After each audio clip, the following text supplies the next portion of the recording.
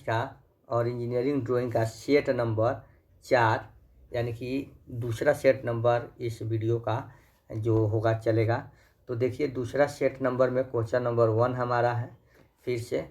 और पहला सेट कैसा लगा, वीडियो कैसा लगा, अच्छा लगा तो चैनल को सब्सक्राइब जरूर कीजिएगा, वीडियो को लाइक कीजिएगा और अपने दोस्तों के पास भी भेज दीजिएगा जो CBT 2 की तैयारी कर रहे हैं। उनके लिए काफ़ी हेल्पफुल यह वीडियो साबित होगा, आपके लिए भी।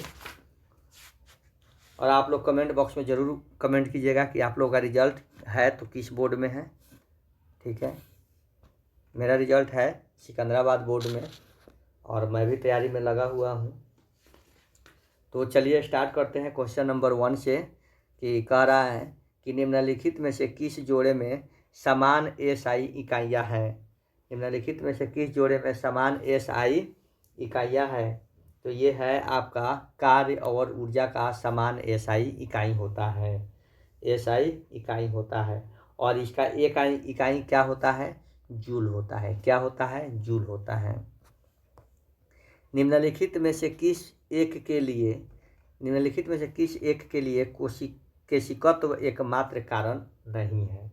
तो केशिकत्व एकमात्र कारण नहीं है किसके लिए, तो ये पौधे की जड़ों से जल का इसके पर्ण समूह की ओर बढ़ना। केशिकत्व का मतलब होता है कि किसी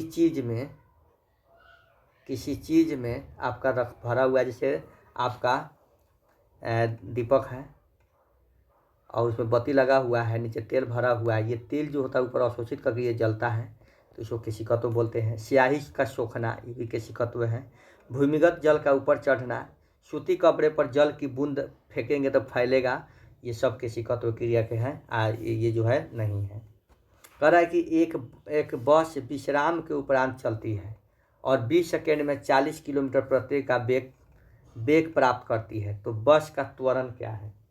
तो त्वरण आपको पता है, त्वरण यानी कि वेग जो होता है हमारा त्वरण, डायरेक्ट उसका त्वरण क्या हो जाएगा। तो त्वरण हो जाएगा उसका, आपका त्वरण हो जाएगा दोस्तों आपका, देखिए आपका त्वरण 40/20 गुने 5/18 सेकेंड में, मीटर सेकेंड में आंसर दिया हुआ है। तो ये कट जाएगा 2 बार में, ये कट जाएगा 9 बार में, यानी कि 5/9 मीटर पर सेकेंड स्क्वायर। तो ये ऑप्शन नंबर ए में जो है हमारा आंसर हो जाएगा। ए नंबर आंसर हमारा होगा। कह रहा है कि वह भौतिक राशि जो कभी भी ऋणात्मक नहीं हो सकती। कौन भौतिक राशि है जो कभी भी ऋणात्मक नहीं होगी, तो ये हो जाएगी आपका दूरी। और दूरी जो है क्या है, एक अदिश राशि है। क्या है, अदिश राशि है। दूरी क्या है, अदिश राशि है। और दूरी का SI मात्रक क्या होता है, दूरी का SI मात्रक क्या होता है, तो मीटर होता है। दूरी का SI मात्रक मीटर होता है। बल गुणे विस्थापन किसके बराबर है, बल गुणे विस्थापन किसके बराबर है। तो बल गुणे विस्थापन जो होता है कार्य के बराबर होता है। किसके बराबर होता है, कार्य के बराबर होता है। कार्य के बराबर होता है।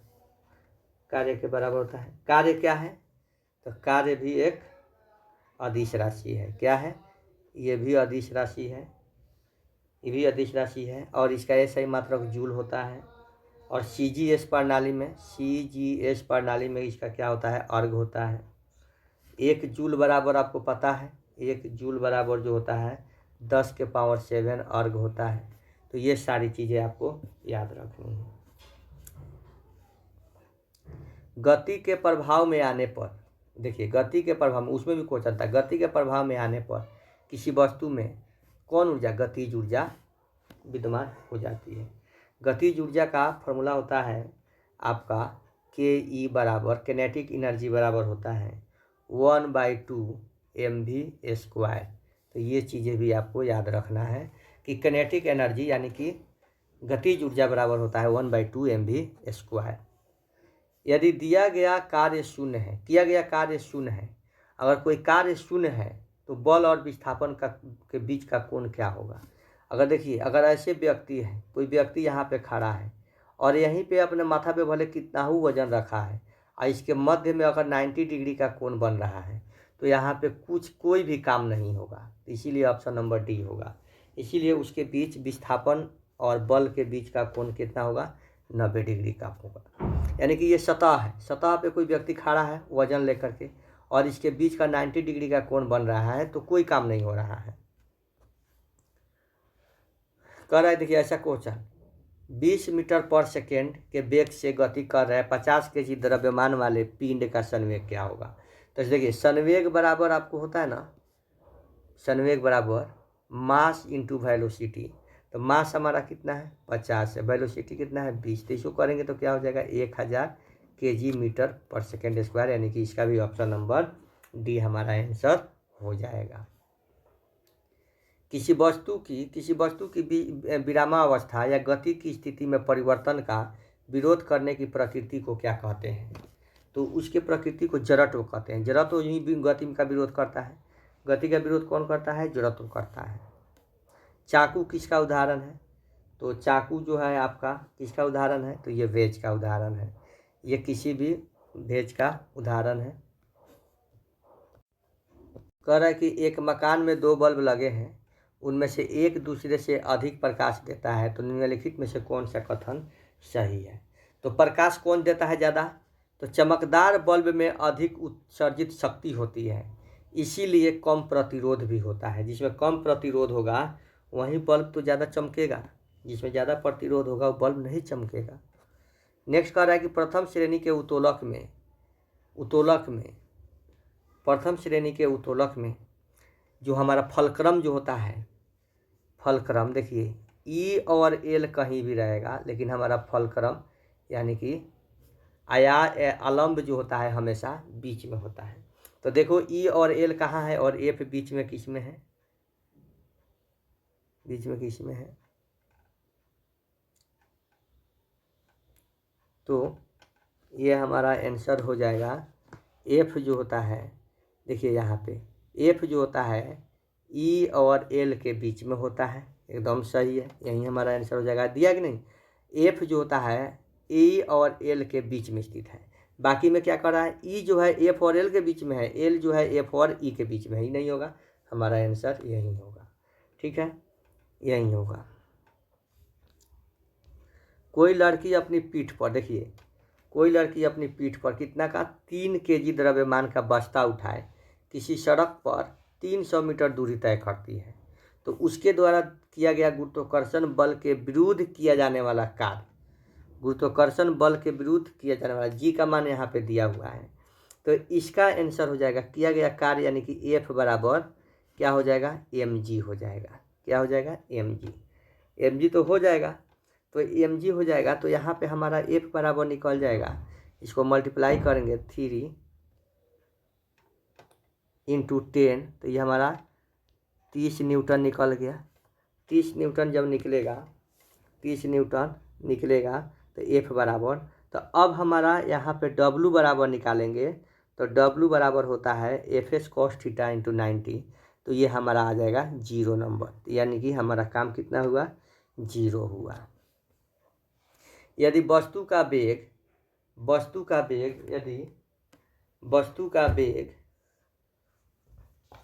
इसके प्रारंभिक वेग से दुगुना है, वस्तु का वेग उसके प्रारंभिक वेग से दुगुना है, तो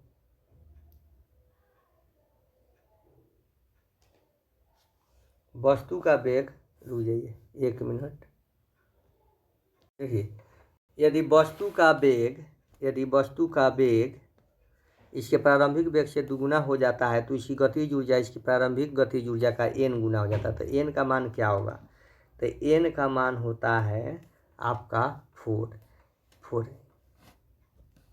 यांत्रिक ऊर्जा में किनका योग होता है, तो यांत्रिक ऊर्जा में गतिज ऊर्जा और स्थितिज ऊर्जा का योग होता है। किसी वस्तु के ऊंचाई से गिरने पर इसकी स्थितिज ऊर्जा और गतिज ऊर्जा का क्या मान होता है, तो इसकी स्थितिज ऊर्जा कम हो जाती है, जबकि गतिज ऊर्जा जो है बढ़ जाती है। नेक्स्ट देखेंगे कि उद्योगों में प्रयुक्त शक्ति किसकी इकाई है। उद्योगों में प्रयुक्त शक्ति जो होती है हॉर्स पावर की होती है, यानी कि उद्योग जो होता है बड़ा बड़ा उद्योग, उसमें हॉर्स पावर से ही चलेगा, कोई भी मशीन चलेगा तो।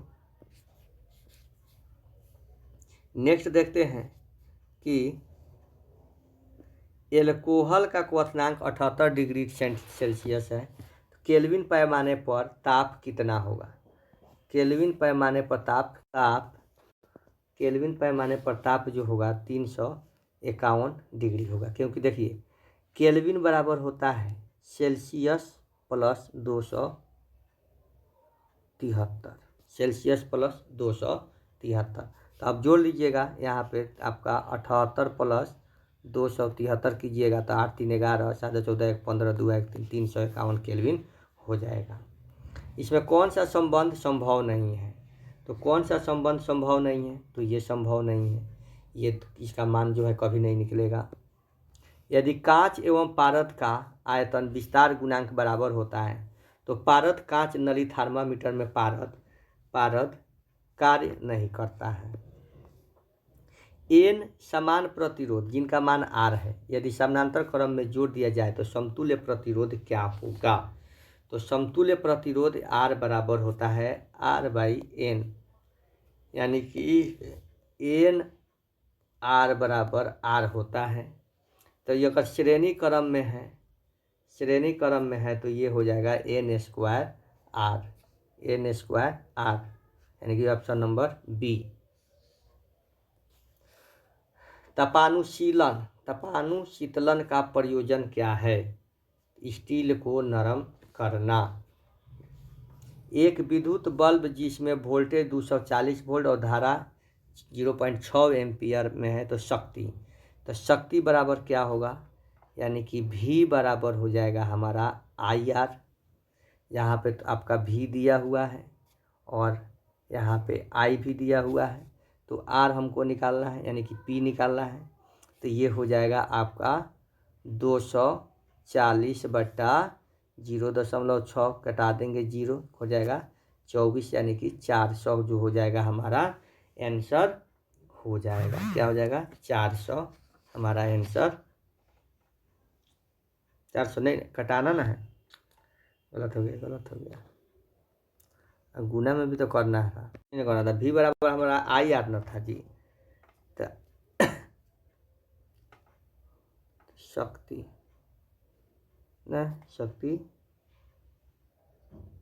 बराबर V है, शक्ति बराबर हमको निकालना है ना। तो शक्ति P बराबर क्या होता है, P बराबर VI। तो V हमारा 240 है गुने 0.6 उड़ा देंगे तो 10 कट जाएगा तो 144 हो जाएगा। ठीक है 144। 24 कह रहा है कि 24 कह रहा है कि किसका उपयोग प्रायः विद्युत ताप उपकरणों में किया जाता है। तो ये हो जाएगा आपका ताप है, देखिए हीटर में तो नाइक्रोम का। निम्नलिखित में कौन सी ताकत प्रकृति में विद्युत चुंबकीय नहीं है। कौन सी ताकत जो है प्रकृति में विद्युत चुंबकीय नहीं है, तो वह जो है आपका ऑप्शन नंबर डी, शरीर का वजन जो है विद्युत चुंबकीय नहीं है। कौन सा नियम एक कंडक्टर में विभव अंतर और इसके माध्यम से बहने वाले विद्युत प्रवाह के बीच संबंध बताता है। तो ये है ऑप्शन नंबर सी, ओम का नियम। एक चालक का प्रतिरोध किसके समानुपाती होता है। तो चालक का प्रतिरोध जो है हमेशा लंबाई के समानुपाती होता है। त्वरण का विरोध करने की पिंड की प्रवृत्ति को क्या कहते हैं। तो पिंड की प्रवृत्ति को जड़त्व कहते हैं। क्या कहते हैं, जड़त्व कहते हैं। निम्नलिखित में से क्या विद्युत धारा के ताप प्रभाव पर आधारित होता है। तो ये होता है विद्युत हीटर जो होता है ताप प्रभाव पे ही कार्य करता है। नेक्स्ट कह रहा है कि परिपथ में श्रृंखला में प्रतिरोध जुड़े होते हैं तो परिपथ के मध्य में धारा का मान क्या होगा। अगर श्रृंखला में प्रतिरोध जुड़ा है तो धारा भी समान होगा। अगर श्रेणी क्रम में जुड़ा हुआ है तो धारा क्या होगा, समान होगा। दो गोले समान आकार के तथा समान धातु के बनाए गए हैं, परंतु एक खोखला है दूसरा ठोस है, तो दोनों में समान ताप गर्म कर दिया जाता है तो क्या होता है। तो क्या होगा, दोनों गोला समान फैलेगा। वह भौतिक स्थान जहाँ कंप्यूटर जानकारी संग्रहित करता है उसे हम लोग कहते हैं हार्ड डिस्क। डैश कंप्यूटर पर मौजूद एक इंटरफेस है जिसे आप किसी डिवाइस को कनेक्ट कर सकते हैं। तो ये पोर्ट होता है, पोर्ट में कोई भी डिवाइस कनेक्ट कर लीजिए। कह रहा है कि निम्नलिखित में से किसमें अच्छे विद्युत संपर्क को सुनिश्चित करने के लिए अच्छी पकड़ होनी चाहिए। तो ये होती है आपका अर्थ क्लैंप्स। विद्युत कार्य के जूते किसके बने होते हैं। अब विद्युत कार्य का जो मिस्त्री होते हैं उनके जूते जो है देखिएगा वे रबड़ का बना होता है। किसका बना होता है, रबड़ का। बड़ी कंपास का उपयोग किस माप के वृत्त खींचने के लिए किया जाता है। तो जो सबसे बड़ी कंपास का माप होता है वे उसकी त्रिज्या जो होती है 150 mm से अधिक होती है, तो उसका उपयोग हम लोग करते हैं। ड्राइंग बोर्ड पर बैटन लगाने का उद्देश्य क्या है। ड्राइंग बोर्ड पर जो बैटन हम लोग लगाते हैं उसका उद्देश्य होता है पट्टियों को सपोर्ट देना। ड्राइंग शीट के बाएं सिरे पर अधिक मार्जिन क्यों छोड़ा जाता है।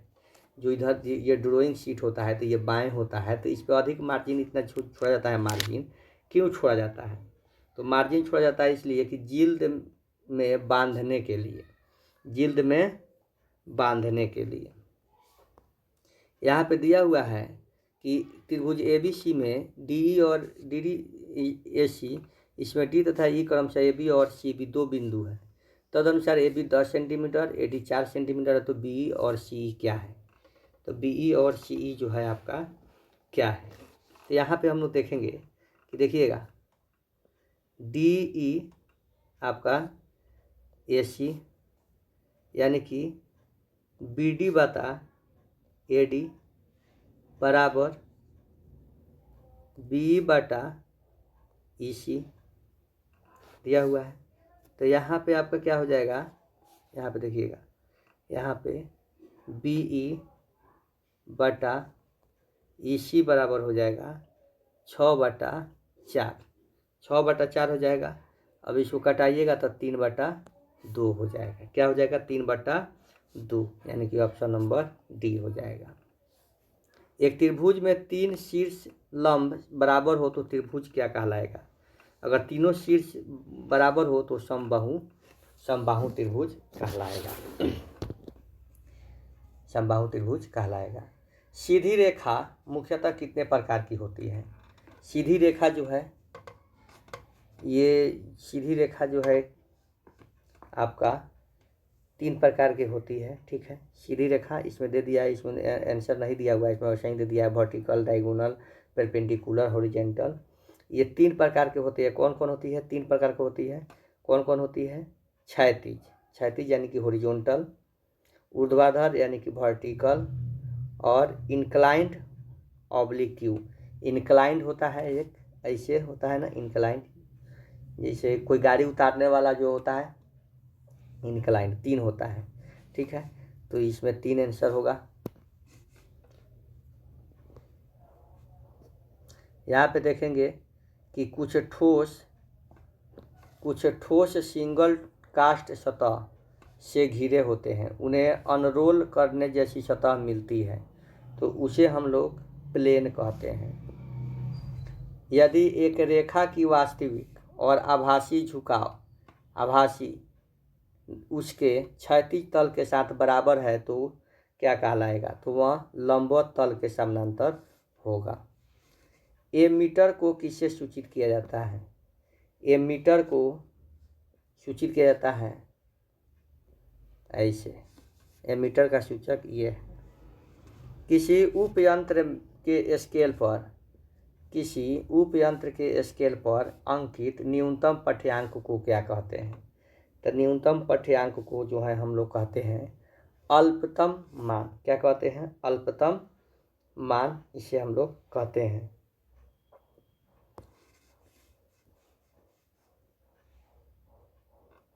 ये 46 किधर गया है।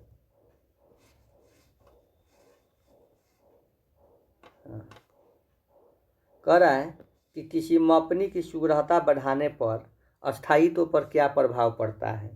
तो इसका स्थायित्व पर जब सुग्रहिता हम लोग बढ़ाएंगे तो इसका स्थायित्व पर प्रभाव पड़ेगा कि यह घटेगा। अब कह रहा है कि 47 कि पहिया और धुरी दोनों में किसका व्यास अधिक होता है। पहिया और धुरी में दोनों में किसका व्यास जो होता है अधिक होता है। तो वह होता है पहिया का व्यास। धुरी तो इतना ही छोटा होगा और इस धुरी के ऊपर पहिया लगा हुआ रहता है। पहिया बड़ा होता है, ये धुरी में फंस गया, यहाँ से इसका व्यास होगा और इसका व्यास, तो धुरी का व्यास, पहिया का व्यास जो है हमेशा ज़्यादा होता है। यहाँ पे कह रहा है कि द्वितीय श्रेणी का उत्तोलक कौन है। द्वितीय श्रेणी का उत्तोलक जो है आपका नींबू निचोड़ने का मशीन भी द्वितीय श्रेणी का उत्तोलक है। ठीक है, इसमें वस्तु बीच में रहता है। खैनी काटने का मशीन, ये दोनों जो होता है द्वितीय श्रेणी का उत्तोलक है।